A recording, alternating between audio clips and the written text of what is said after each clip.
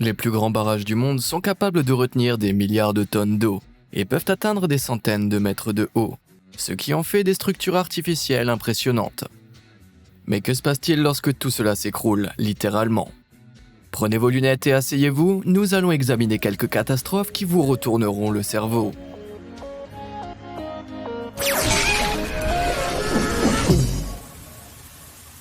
Le scandale laotien.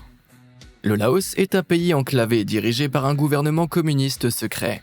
Bien qu'il partage rarement des informations avec le monde extérieur, le scandale hydroélectrique de 2017 a réussi à vraiment se répandre. Dans le but de sortir le pays de la pauvreté, le Laos s'est empressé de construire des barrages hydroélectriques le long de ses nombreux fleuves et affluents, qui mesurent probablement environ 5000 km de long, voire plus. L'énergie produite par ces cours d'eau devait suffire à externaliser 15 500 MW vers la Thaïlande, le Vietnam et le Cambodge voisins d'ici 2030. De quoi faire de ce pays la très rentable batterie de l'Asie du Sud-Est. Le pays a donc construit 51 barrages hydroélectriques au cours des 10 dernières années, et 46 autres sont en cours de construction. Mais cette ruée vers l'alimentation par batterie a entraîné de sérieux manquements en matière de garantie et de normes. Cela est devenu que trop clair le 11 septembre 2017.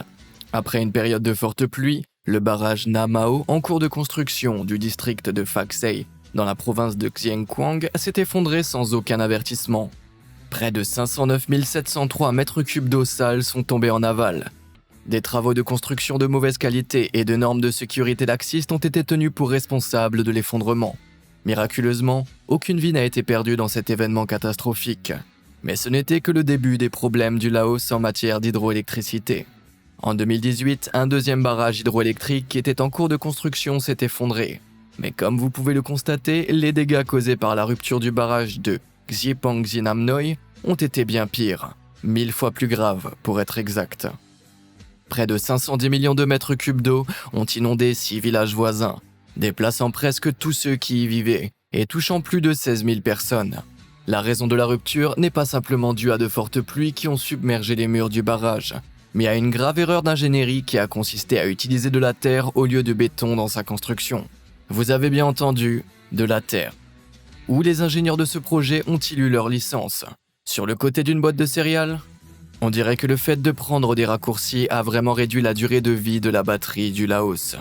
La rupture du barrage du Laos est peut-être un scandale total. Mais savez-vous ce qui est tout aussi scandaleux ? Le fait que vous ne soyez pas encore abonné à ma chaîne. Il suffit d'appuyer sur ce bouton et vous serez inondé d'histoires et de faits les plus étonnants du monde entier. Maintenant, replongeons dans d'autres ruptures massives de barrages. Tumulte au Texas. Le 14 mai 2019, les images de vidéosurveillance du lac Dunlap près de San Antonio au Texas ont capturé les 3 déversoirs du barrage totalement intacts. Mais il suffit de regarder attentivement les secondes qui défilent. La vanne de déversement du milieu a soudainement commencé à se plier et à se casser. À 8h06, 311 mètres cubes d'eau se déversaient dans la rivière Guadalupe chaque seconde. C'est presque assez pour remplir une piscine olympique à ras-le-bord toutes les 8 secondes. Le soir même, le niveau d'eau du lac Dunlap avait baissé de près de 3 mètres, exposant les racines des arbres et laissant de nombreux bateaux échoués sur le nouveau fond sec. Mais qu'est-ce qui a causé cette rupture étrangement inattendue ? Malheureusement, aucune explication n'a été donnée au public pour l'instant. Les vannes de déversement, qui sont les structures mécaniques que vous voyez ici, sont conçues pour réguler le débit de l'eau du lac. Mais étant donné que le barrage a environ 91 ans, il est possible que les eaux du temps les aient usées.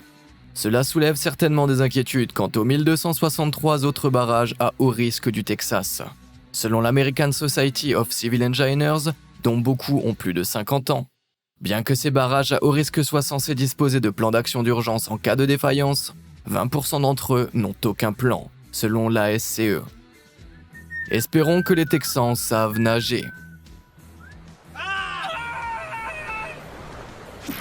Les ruptures brésiliennes. En ce qui concerne les ruptures de barrages, le Brésil n'a pas un grand palmarès. Les exploitations minières de ce pays d'Amérique du Sud utilisent environ 790 barrages de résidus, comme celui-ci, pour stocker les sous-produits toxiques des processus d'extraction. Ces barrages sont peu coûteux à construire car ils sont principalement constitués de barrages de terre et de roches. Mais il semble que l'on en ait pour son argent lorsqu'il s'agit de ces mégastructures monstrueuses. En novembre 2015, le barrage de résidus de Fundão, près de la ville de Mariana, a commencé à fuir. Comme vous pouvez le deviner, ce n'était pas une bonne nouvelle. Cela signifiait que le cœur du barrage était saturé d'eau et instable. Moins d'une heure plus tard, le barrage s'est rompu de la manière la plus terrifiante qui soit. Regardez-le s'ouvrir.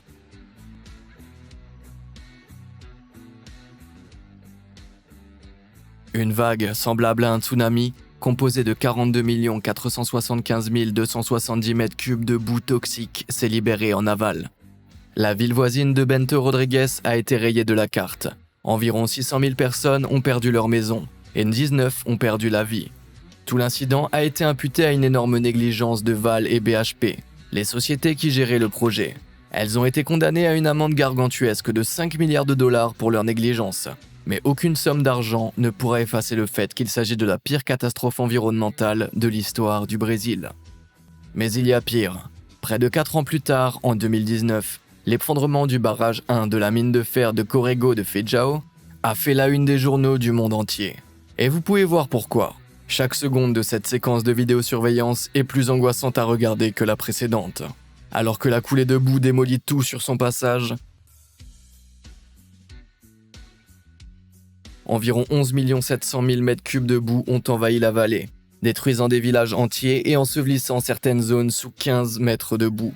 Elle a fini par recouvrir une surface équivalente à 300 terrains de football. Cela peut sembler peu par rapport aux 42 500 000 mètres cubes libérés par le Fundão, mais il suffit de regarder ces images satellites qui montrent les effets choquants de la catastrophe avant et après. Dans les 2 semaines qui ont suivi la catastrophe, la boue a contaminé 120 km de la rivière Paraopeba, affectant 10 autres villes en aval.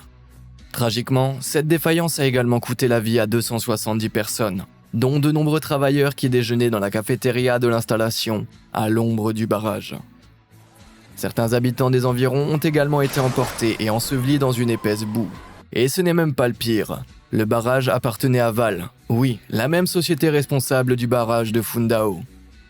Selon les conclusions d'un rapport interne, ils savaient même que le barrage risquait de s'effondrer depuis 2003.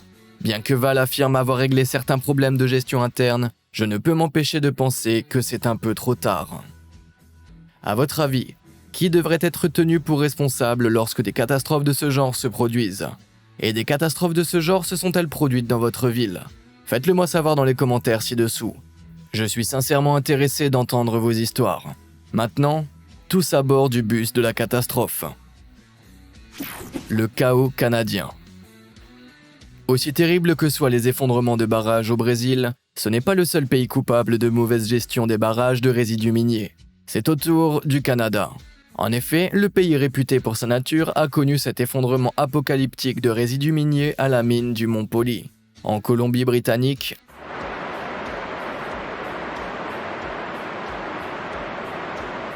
En août 2014, la rupture de la digue de résidus a libéré près de 258 millions de mètres cubes de résidus, environ 10 600 000 mètres cubes d'eau de surface et environ 6 500 000 mètres cubes d'eau extraite de la terre. Personne n'aime être bombardé par un tas de gros chiffres, alors laissez-moi plutôt vous dire ceci. Les retombées totales de la rupture du barrage suffiraient à remplir environ 9 250 piscines olympiques de boue toxique. La plupart de ces boues ont également été déversées dans des cours d'eau de la Colombie-Britannique. Et tout comme ses sœurs brésiliennes, cette catastrophe est due à ses choix techniques douteux. Une enquête a révélé que le barrage construit en 1997 reposait sur une couche instable de tilde glaciaire, ce que les ingénieurs n'avaient pas prévu. Au fur et à mesure que le barrage s'élevait, la pression sur les fondations a augmenté jusqu'à ce qu'il cède après seulement 18 ans. Depuis l'été 2020, après 5 ans d'enquête, absolument aucune charge n'a été retenue contre les ingénieurs ou les entreprises impliquées. Pardonnez mon langage, mais c'est tout simplement un bordel insensé. L'échec de la Californie. Avec ses 235 mètres de haut, le barrage d'Oroville en Californie est le plus haut barrage des États-Unis et l'un des plus hauts du monde. Mais plus grand n'est pas toujours synonyme de meilleur. Comme l'ont rapidement découvert les exploitants de cette gigantesque digue de terre. Pour acheminer l'eau au-delà du barrage et l'empêcher de déborder, Oroville a utilisé un déversoir de service mesurant 91,4 mètres de long et 54,6 mètres de large. Mais en février 2017, l'eau jaillissait au rythme normal de 1415 mètres cubes par minute dans le déversoir. lorsque les opérateurs ont remarqué qu'une section de la chute avait été arrachée. Et ce n'était pas exactement un petit segment. Regardez comment ces ouvriers semblent minuscules à l'intérieur du cratère du déversoir. Vous pouvez voir que l'eau devait s'écouler par ici, mais les dégâts la dirigeaient plutôt de ce côté. L'érosion des fondations du déversoir est devenue si grave que les exploitants ont décidé d'utiliser un deuxième déversoir de secours pour la première fois depuis sa construction en 1968. Mais l'érosion s'est à nouveau manifestée, entraînant un flux d'eau incontrôlable qui s'est échappé du réservoir. Malgré l'utilisation du déversoir endommagé pour contrer la montée rapide du niveau d'eau, un ordre d'évacuation a été lancé, obligeant au moins 188 000 personnes à quitter leur domicile. La combinaison d'une ingénierie inexpérimentée et d'un manque de mesures de sécurité a conduit à cette catastrophe, dont les réparations et la remise en état ont coûté aux États-Unis un montant estimé à 1,1 milliard de dollars.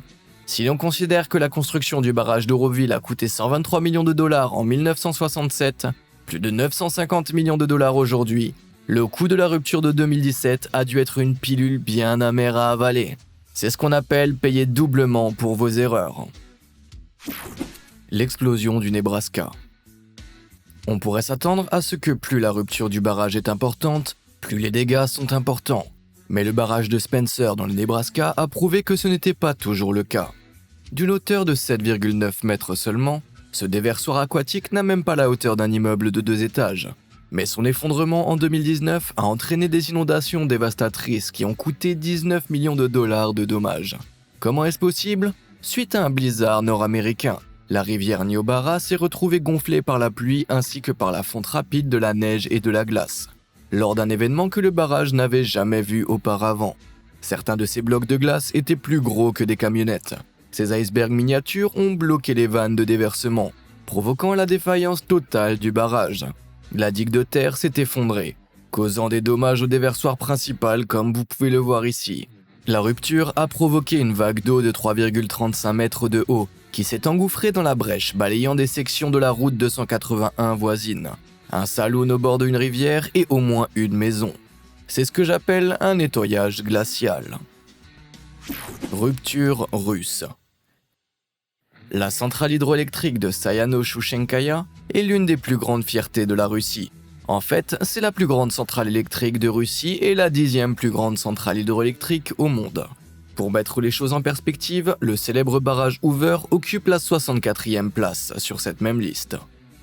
Bien que la centrale ait vu l'achèvement d'un déversoir sophistiqué mais totalement terrifiant, en 5 étapes en 2011, cette mégastructure de l'ère soviétique a été mise à genoux en 2009. Le matin fatidique du 17 août, l'une des turbines défectueuses du barrage avait été mise en service à la suite d'un incendie dans une centrale électrique voisine.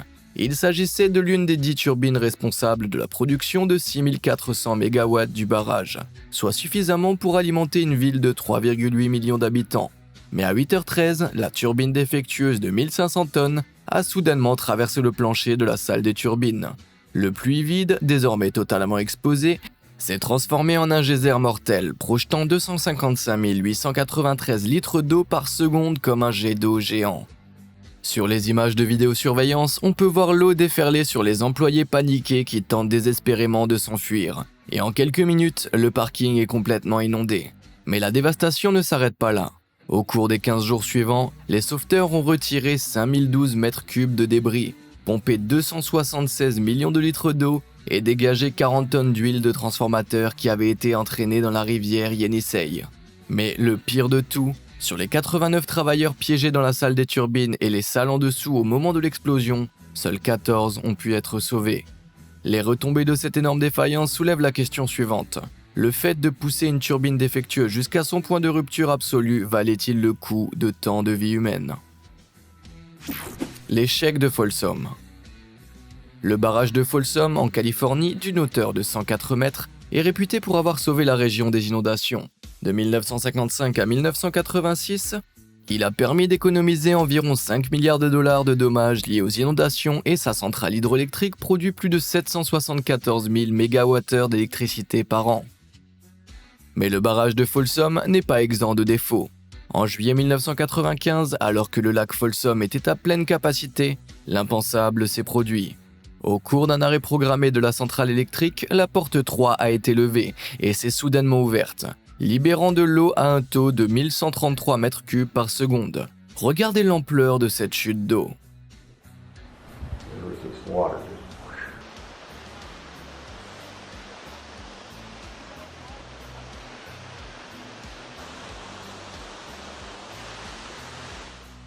Le frottement d'une des charnières de la porte a causé une énorme quantité de corrosion au fil du temps. Lorsqu'elle s'est inévitablement ouverte, près de 40% de l'eau stockée dans le lac a été perdue. Il s'agissait d'une erreur de conception dont la réparation a coûté 20 millions de dollars. Mais grâce à l'intervention d'urgence de l'exploitant du barrage, les coûts se sont arrêtés là. L'événement a eu un impact positif sur l'industrie des barrages en suscitant un regain d'intérêt pour l'entretien des vannes, ce qui a permis d'éviter de nouveaux accidents. Chaos colombien. La dernière ligne de défense d'un barrage pour éviter un désastre se présente généralement sous la forme d'une conduite de sortie, un peu comme celle-ci.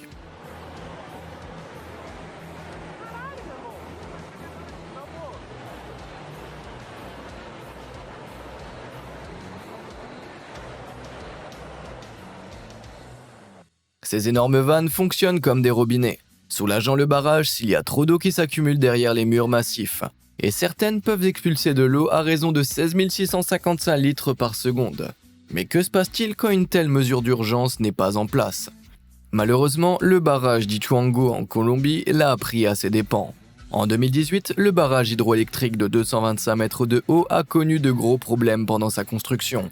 3 tunnels avaient été construits autour du site pour détourner la rivière Coca, qui avait fini par remplir le réservoir, mais un seul était fonctionnel. Mais un glissement de terrain imprévu a bloqué le dernier tunnel. Sans aucun moyen de l'ouvrir et après des tentatives infructueuses d'ouvrir les 2 autres tunnels qui avaient été bouchés avec du béton, le réservoir a commencé à se remplir. Comme il menaçait de rompre le barrage, les ingénieurs ont choisi de faire passer l'eau par la salle des machines inachevée. Et c'est là que le désastre a frappé. Soudain, l'un des tunnels précédemment scellés s'est naturellement rouvert, libérant des tonnes d'eau sale sur une cale non préparée.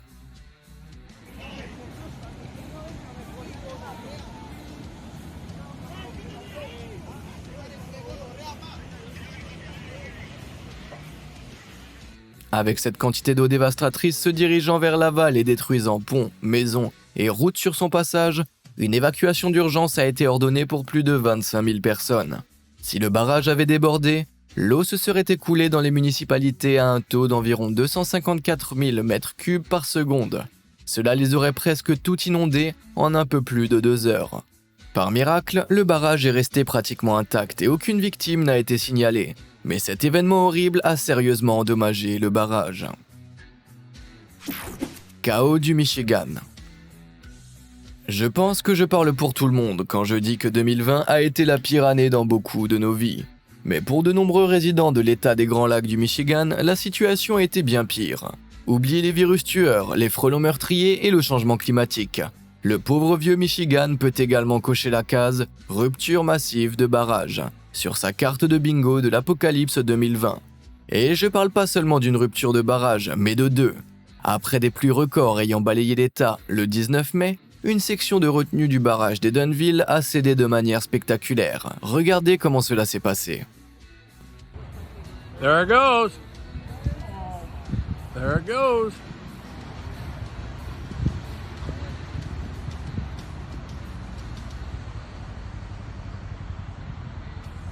Les digues de 5 étages qui retenaient le réservoir artificiel du lac Wingsom ont commencé à s'effriter.